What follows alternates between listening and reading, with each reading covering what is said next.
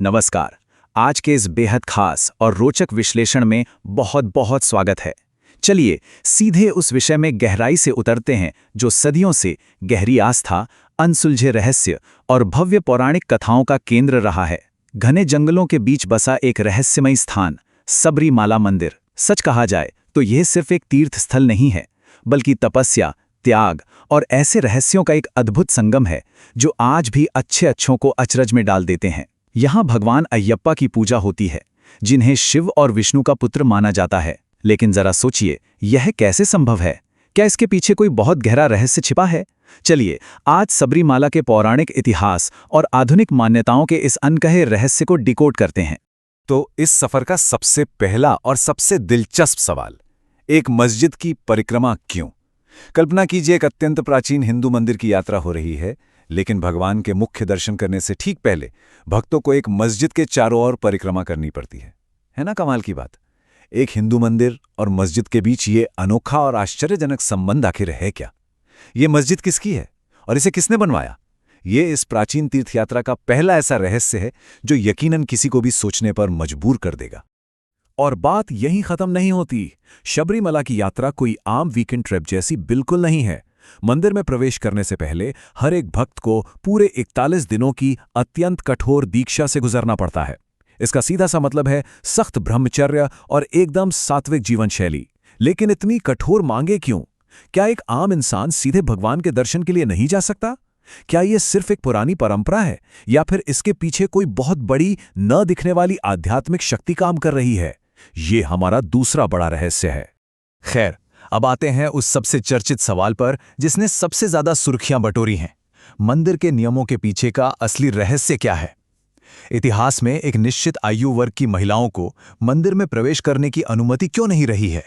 क्या इसका कोई ठोस धार्मिक कारण है, या ये महज पीढ़ियों पुरानी कोई प्रथा भर है?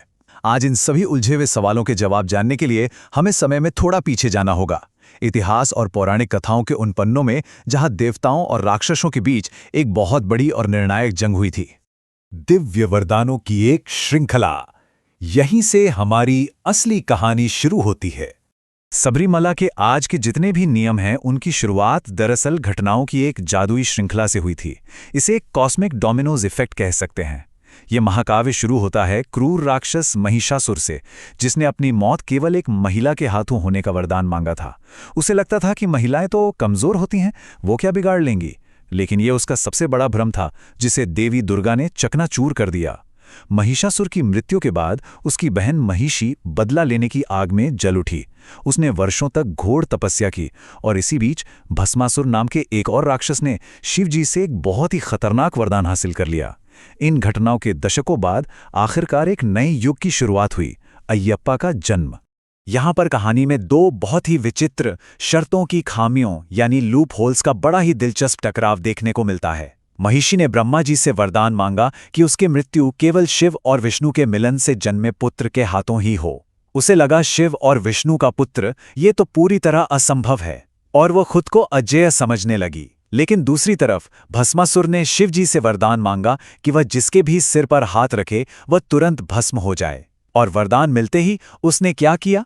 शिवजी पर ही इसे आजमाना चाहा। शिवजी को बचाने के लिए भगवान विष्णु ने अत्यंत सुंदर मोहिनी का रूप धारण किया और अपनी चतुराई से भस्मासुर को उसी के हाथ से भस्म करवा दिया। लेकिन मोहिनी रूप में विष्णु और भगवान शिव के उस मिलन ने अनजाने में ही महिषी के उस असंभव वरदान का लूप होल तैयार कर दिया।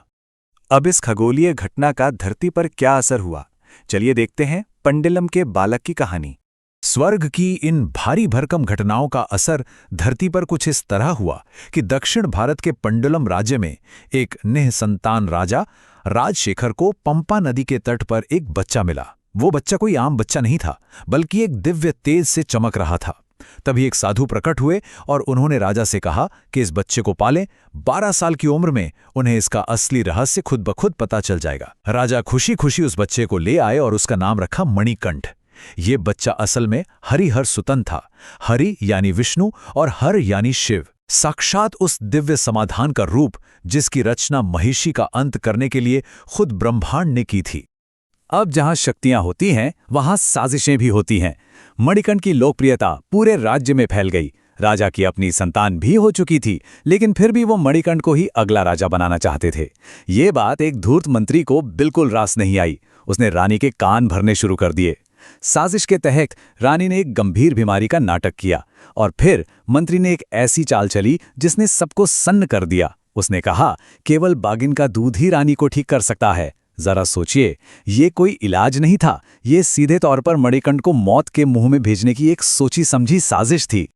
लेकिन ये साजिश कैसे उल्टी पड़ी, ये देखना बहुत ही रोमांचक है। यहीं से शुरू होता है राक्षसी का अंत। मणिकंठ को बाघिन का दूध लाने से रत्ती भर भी डर नहीं लगा। वो अपने पिता से आज्ञा लेकर भगवान शिव का ध्यान करते हुए जंगल की ओर निकल पड़े। असल में ये यात्रा दूध के लिए थी ही नहीं, ये तो उस भविष्यवाणी को सच करने का समय था जिसका इंतजार सारे देवता कर रहे थे। घने जंगल में मणिकंठ का सामना सीधे उस खूंखार महिषी से हो गया। अजुथा नदी के पास एक भयंकर महासंग्राम हुआ। मणिकंठ ने उसे पछाड़ दिया और उसकी छाती पर तांडव किया। उस पल महिषी का सारा घमंड चूर चूर हो गया।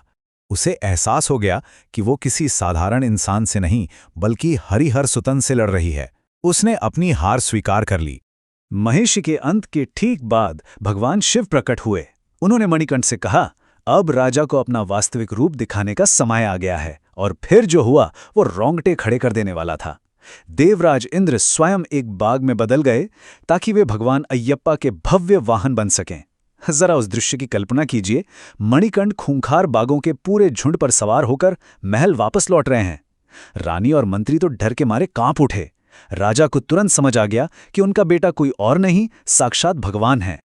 और अब हम पहुंचते हैं कहानी के उस सबसे भावनात्मक मोड़ पर, ब्रह्मचर्य का व्रत। महिषी का वध तो हो गया, लेकिन उसके बाद एक बहुत बड़ा चमत्कार हुआ। महिषी दरअसल एक श्रापित महिला थी। अयप्पा के हाथों हारते ही उसका श्राप टूट गया और वो एक अत्यंत सुंदर महिला मल्लिकापुरथम्मा के रूप में वापस आ गई।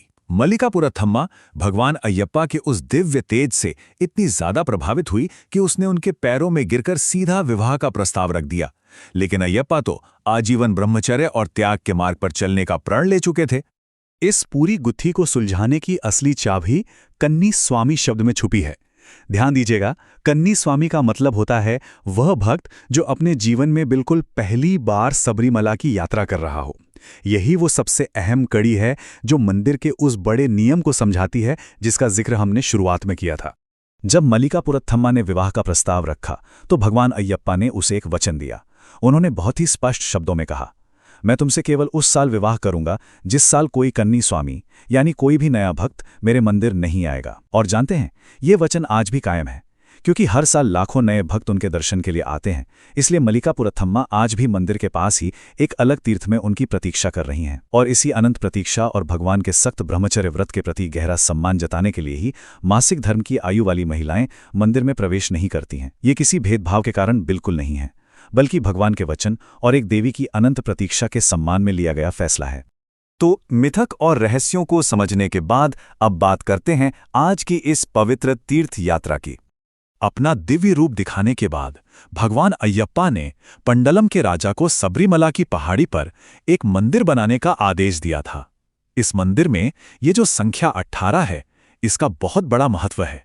मंदिर की 18 पवित्र सीढ़ियां एक भक्त की शारीरिक, मानसिक और आध्यात्मिक यात्रा की मुश्किल चढ़ाई का प्रतीक हैं। और भगवान अयप्पा की जो मूर्ति मंदिर में स्थापित है वो कोई साधारण मूर्ति नहीं है।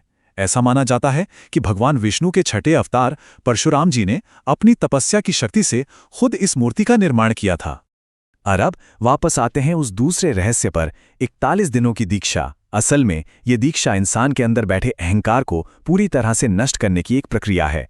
सात्विक भोजन करना, सख्त ब्रह्मचर्य का पालन करना, तुलसी या रुद्राक्ष पहनना और सबसे बड़ी बात, हर इंसान को स्वामी कहकर बुलाना। ये सिर्फ शरीर को नहीं बल्कि आत्मा को शुद्ध करने का एक बहुत ही गहरा तरीका है।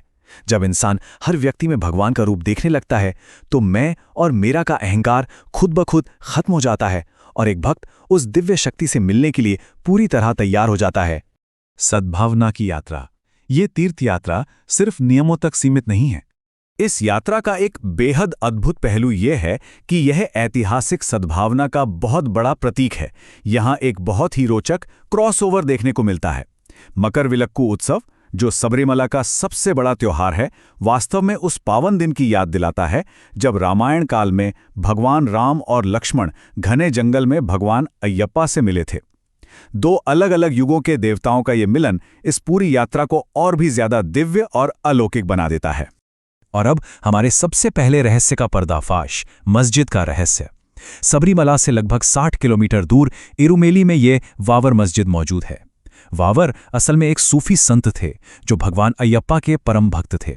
उनकी भक्ति इतनी सच्ची और निस्वार्थ थी कि सबरीमला की तीर्थ यात्रा में इस मस्जिद की परिक्रमा को एक अनिवार्य हिस्सा ही बना दिया गया। ये साबित करता है कि सच्ची आस्था धर्म की सभी सीमाओं को पार कर जाती है। भगवान अयप्पा और वावर संत का यह रिश्ता धार्मिक सौहार्द की एक ऐसी मिसाल है जो आज के समय में बहुत कुछ सिखाती है। तो सबरीमला महज पत्थरों से बना कोई मंदिर नहीं है। ये ब्रह्मांडीय वरदानों, एक दिव्य बालक के जन्म, एक राक्षसी के अंत और एक अनंत प्रतीक्षा की एक जीती जागती कहानी है। आज हमने देखा कि कैसे 41 दिनों की दीक्षा से आत्मा शुद्ध होती है, कैसे वावर मस्जिद धार्मिक सद्भाव का प्रतीक है और कैसे मंदिर के नियम भगवान के उस वचन से गहराई से बंधे हैं। जाते जाते इस अंतिम प्रश्न पर विचार जरूर कीजिएगा, क्या नए भक्तों के आने की अटूट श्रृंखला कभी थमेगी या मल्लिकापुरथम्मा यूं ही अनंत काल तक अपने भगवान की प्रतीक्षा करती रहेंगी? ये सबरीमला का वो अद्भुत रहस्य है जो पूरी तरह से आस्था के धागों से बुना गया है। आज की इस चर्चा में साथ जुड़ने के लिए बहुत बहुत धन्यवाद।